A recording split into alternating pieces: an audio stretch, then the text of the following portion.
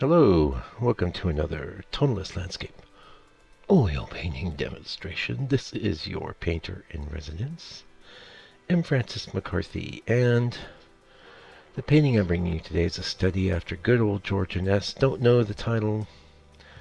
I'm just calling it Greenfield. I want to say it's a 14 by 20, but I think it's a 12 by 18. I think it's a 12 by 18. Yes, I didn't actually measure it, but we'll go with that. Funny enough, I was working on another 12 by 18 George Inness study today. What you see me doing right now is rubbing that MDF down with a bit of oil.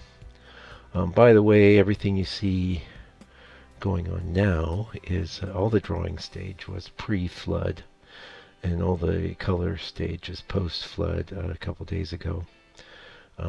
So it was sat there in the garage, basically waiting for me.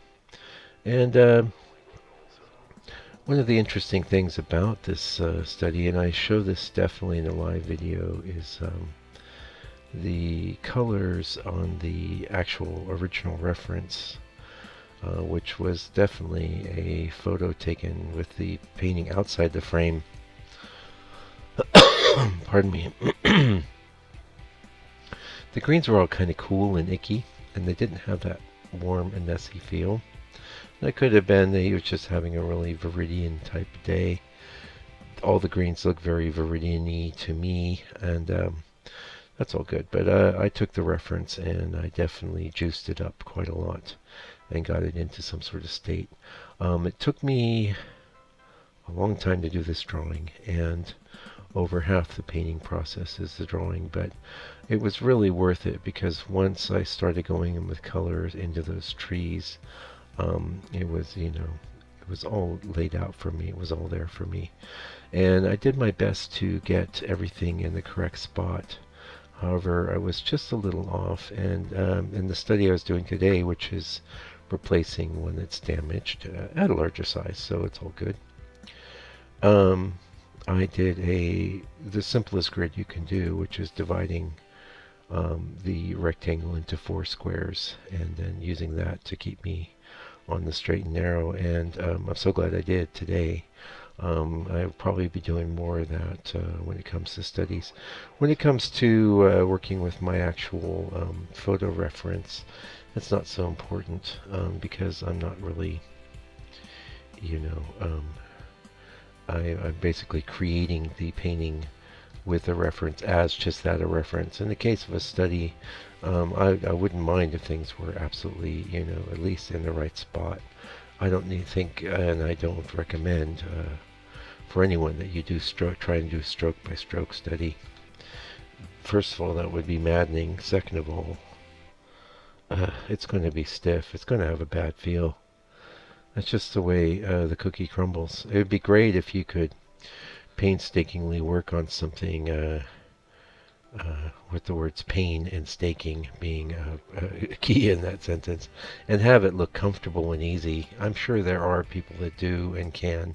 I'm not one of them. And from what I've seen of other artists around me, generally when you start taking pains, making pains, you get pain, and you don't get art that's comfortable to look at. So, and I say if you're going to do a study, you should do something that's going to look, awesome and that people are going to want to enjoy. Yeah. So anyway, this is a wide load ahead video, and the full length is 5.5, and I won't lie, it's not complete. It's basically a bit of an advanced block in. But heck, 5 hours is long enough for a video. I do imagine when I go in and finish it, that'll be another 2-hour video. But I don't know when that'll be. I'm going to make for sure that for sure that the painting is 100% dry. And then it should be, maybe it'll only take an hour. We're talking about a few notes that need to go in here and there. Or some things that would have been very difficult to pull off painting wet into wet. Yeah. This was kind of nice because the drawing was completely dry, and this was painted on MDF dry process. Now, The one I went after today, oh, it was also a dry process, but the wet process, I just also, the later part of the day, I did a bunch of board prep. And I may even do a little video. It'll be a very quick video, how I prep the dry process or wet process hardboard, also known as masonite in the U.S. I have to say that, and I probably have said it, you'll hear me say it again, you know me. I really, really love the color of the masonite. It's like the perfect burn umbery tone, you know, with some variation. It's just awesome. I couldn't be happier. It's a little lighter than say when I was doing all the textured stuff. I was doing a pretty dark board, but it's really great, and it seems to work fine. Little bits of it get left showing through, as did occur on this painting, and will, I'm sure, occur in all of them. The other thing I was really enjoying working on the smooth. It's maybe a little more effort, because you can do a lot of things with texture where you just kind of drag your brush and magic apparent details just appear. And I know this is one reason why people like canvas, because it gives you the ability to do that as well. It sort of gives you a built-in sort of diffraction mode, if you, depending on how you apply the paint with your brush, you know. Anyway, you can see we've just gone into color, and it's very pretty limited. I recommend watching the live video if you want a full breakdown and all that. This is a bit more of a little catch up, and just giving you the whole process sped up, for people that don't want to take 5 hours to watch the whole thing. I know some people do tend to listen, and there'll be periods of not much to hear because I'm working, I'm thinking, but there are plenty of good tips, and I think it's valuable to see the painting not sped up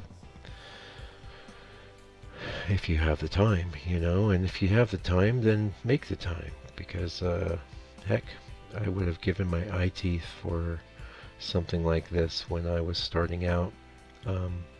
I was so hungry just to see people making paintings happen. I bought many a DVD, and those were almost always either really sped up or they're doing very quick sketches.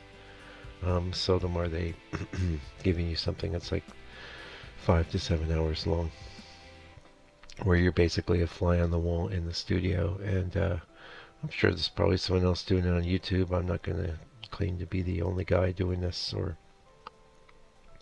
the first. And there was a lot of clamoring for it before I did it, But I always thought, oh, who's going to watch? Well, two things. One, I thought, I don't want to share all that and then have to...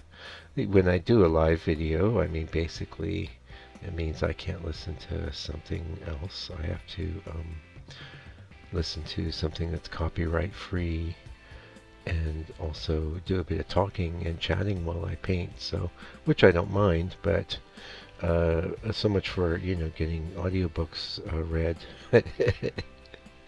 It's all good, though, where it's my contribution to the world of art, and to all of you guys, and I'm happy to do it. And this is a good place to say thank you so much to those of you that have been kicking in donations. I've been getting donations in from all over the world, places I wouldn't have imagined would even be watching my videos. And I don't know what sort of financial condition some of the people are that are helping me out, but I really appreciate it. Anything that you can do in that regard is totally awesome. And just, liking the video and commenting. Likes are fine. I like comments better, but because it gives me a sense of what people are actually thinking. Unless it's a negative comment, in which case, get on your bike. Just get on your bike, right over to the next video, tell them what you're thinking. Yeah. So, one of the main things that I was doing on the study is it's very interesting how he contrasted the warmer greens against the cooler greens. Although, like I said, in the reference image, all the greens were cool. I'm thinking either that was and the whole painting seemed lacking in contrast and quite foggy. I'm wondering if the varnish on it had discolored or gone foggy, or maybe it was in a dark room. So if you leave an oil painting in a dark room for a long time, it changes the oil painting, which I hear most all the color comes back once it gets into a light situation. But very interesting stuff, pigment, and one of the reasons why I go to great pains to make sure every color in my palette is 100% light fast. I didn't used to concern myself as much with that. Not that I've ever seen any of my paintings actively fade. I've always used quality paint, but I'd say about 2015 or so, I hunkered down and really started making sure that I was working with 100% light fast pigments. And I'd recommend you do the same.